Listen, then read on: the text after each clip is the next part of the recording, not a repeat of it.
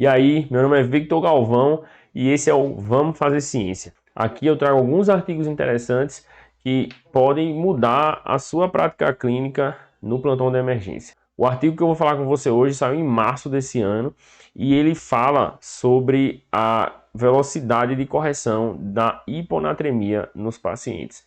Então, será que a gente pode corrigir mais rápido? Será que a gente tem que corrigir mais devagar? Ele foi dar uma avaliada se aumenta o risco de fazer síndrome de desmielinização osmótica. Bora lá para o artigo aqui, ó.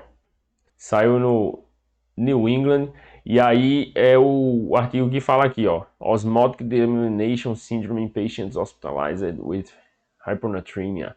Então ele vai ver os pacientes com hiponatremia hospitalizados, né, que na correção da hiponatremia. Vamos lá aqui, ele dá o background aqui, ó. Ele fala sobre a síndrome de desmielinização osmótica. É rara, mas é potencialmente devastadora neurologicamente, né? Uma complicação grave. Então, o objetivo é avaliar a proporção de pacientes que desenvolvem essa síndrome, né, num coorte multicêntrico. Então, primeiro ponto aqui é um estudo observacional. Então, ele não é suficiente para a gente definir conduta, né? É um estudo mais para levantar hipótese. Mas vamos pensar aqui. Ele é um estudo que a gente precisa ver se a incidência, né, da síndrome de desmielinização osmótica ela é alta nos pacientes que corrigem mais rápido. Esse é o racional, de forma geral, né? Então aqui, ó, ele pegou um estudo multicêntrico, né, um coorte, né, dos pacientes, então observou em vários centros os pacientes que foram admitidos em hiponatremia em 5 hospitais acadêmicos de Toronto e Ontário, no Canadá. Então isso foi de 2010 até 2020, os pacientes foram avaliados. Então o critério que eles usaram aqui, ó, foi hiponatremia com sódio menor do que 130.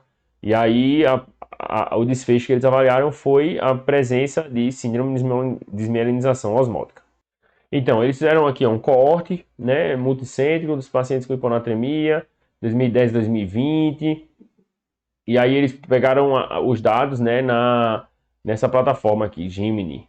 E, enfim, eles checaram também prontuário, né, checaram... Eles não foram por CID, né, porque eles relataram aqui que o registro de CID de código, né? Que eu não sei se lá, no serviço de saúde lá tem algum código diferente, alguma coisa diferente em relação à codificação das doenças, mas eles disseram que esse registro não é muito bom, então eles poderiam deixar passar muita coisa. Então eles foram, né, pela análise de prontuário e pela análise do sistema. Aí eles pegaram só os pacientes que chegaram com sódio menor do que 130 já na primeira medição, e não, eles excluíram pacientes que desenvolveram hiponatremia durante o internamento, beleza? Então eles foram pelos dados laboratoriais, aí pelo dado laboratório eles saíram puxando os dados no prontuário. E aí eles definiram como desfecho primário a proporção de pacientes com hiponatremia que tiveram síndrome de desmielinização osmótica. E aí isso aí ele foi identificado por exame de imagem, tá? E aí como é que foi essa busca no exame de imagem? Eles buscaram por palavra-chave, e depois que eles acharam palavras-chave, eles foram lá e foram, né, um outro revisor foi lá olhar o laudo direitinho e foi definido se tinha ou não síndrome de desmielinização osmótica. O que foi que eles consideraram como síndrome de desmielinização osmótica? Eles consideraram que se tinha definitivamente, né, se era possível ou se não era síndrome de desmielinização osmótica. E eles contaram como positivo todos os pacientes que tinham definitivamente síndrome de desmielinização osmótica ou possivelmente, beleza? Então ficou na dúvida, ele entrou como síndrome de desmielinização osmótica no ponto de vista da análise do estudo. E aí, ó, aqui, ó, o que foi que eles tiveram de resultado? Eles tiveram aqui, ó, 23.445 com sódio menor do que 130 nesses 10 anos.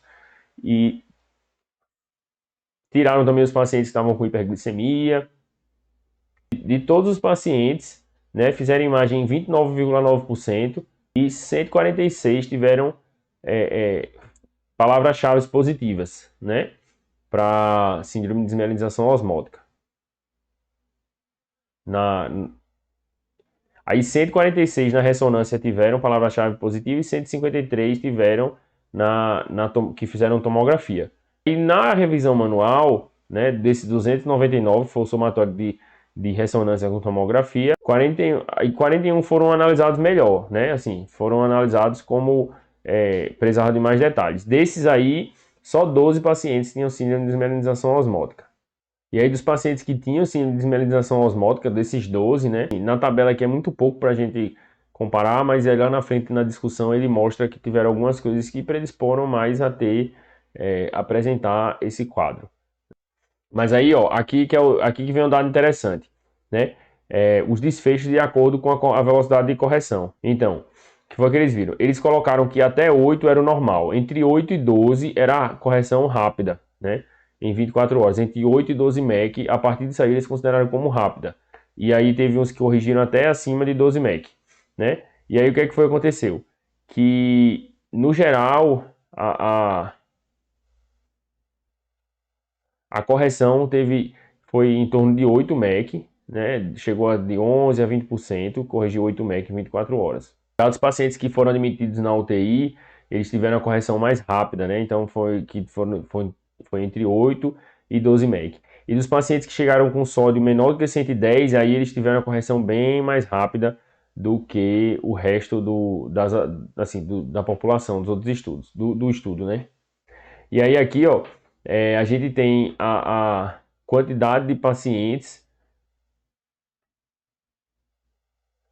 com síndrome de desmielinização osmótica, né, de acordo com a velocidade de correção. Então, os pacientes corrigiram até 8 mol, até 8 milimol por litro. Então, os pacientes corrigiram até 8 milimol por litro, eles foram 7 dos 12.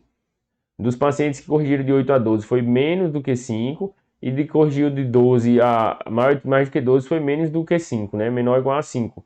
Então a gente vê que mesmo na correção mais rápida, foi esse aqui um dado que foi interessante, que mesmo que você corrija mais rápido, você não está aumentando o risco, né? De acordo com esse dado, com esse estudo observacional, foi visto que nesse perfil de paciente, nessa condição aí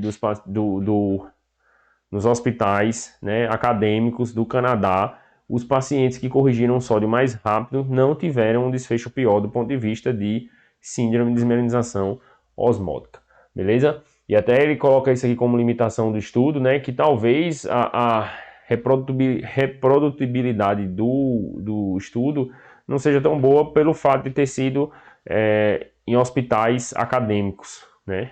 E aí ele coloca também que os pacientes, eles voltaram, né? E aí os que tiveram com 7 dias retorno para o hospital, eles chegaram a reavaliar o prontuário e ver se tinha alguma evidência de síndrome de desmielinização osmótica do ponto de vista de imagem e tudo, mas daí para frente não foi avaliado. Então isso ele coloca também com a limitação, que aí pode ser que o paciente tenha desenvolvido só depois, né? Tenha sido achado depois, e isso aí foi algo que passou batido pela metodologia que eles adotaram. Mas aí ele conclui aqui, ó, que nesse estudo multicêntrico, com mais de 22 mil pacientes, né, admitidos no hospital com hiponatremia, né, que acharam que, apesar da correção rápida do sódio, que ocorreu em 18%, só 0,05% dos pacientes tiveram síndrome de desmielinização osmótica. Aí ele coloca que mais estudos são necessários, né, com mais pacientes com síndrome de desmielinização osmótica, para entender melhor. Por quê? Porque isso aí foi um estudo observacional. Talvez o ideal seja fazer um estudo caso controle e ver o que é que vai, né, o que é que vai achar. Então, pegar os pacientes que tenham síndrome de desmielinização osmótica e avaliar como é, o que foi que aconteceu aqui com esse pessoal. E aí ver o que é realmente fator de risco, porque a quantidade de eventos foi muito pequena. A gente teve 22 mil pacientes, mas foram só 12 eventos. Então é muito, muito pouco evento. Então, para você dizer alguma coisa sobre essa população, é meio complicado. Apesar de que, por ter sido uma quantidade de pacientes muito grande, ter tido tão pouco evento adverso, então mostra pra gente aí que realmente é algo mais raro, é uma coisa mais, né, de fato, apesar da correção mais rápida, que a gente teve uma quantidade de pacientes razoável, até que fez uma correção mais rápida, a gente não tem tanto desfecho negativo do ponto de vista dessa complicação. Então, talvez seja seguro, mas assim, é algo que não dá para a gente bater o martelo e dizer que seguramente dá para corrigir mais de 12 mEq ou que seguramente dá para corrigir entre 8 e 12. Minha impressão é que, e a minha opinião é que a gente ainda tem que ser parcimonioso aí na correção. Espero que você tenha gostado. Se você curtiu, deixa aqui nos comentários o que é que você achou. Se você não gostou e você acha que eu falei alguma besteira, bota aí nos comentários também para a gente ir aprendendo e discutindo mais sobre esses achados aí do estudo. Espero você no próximo vídeo.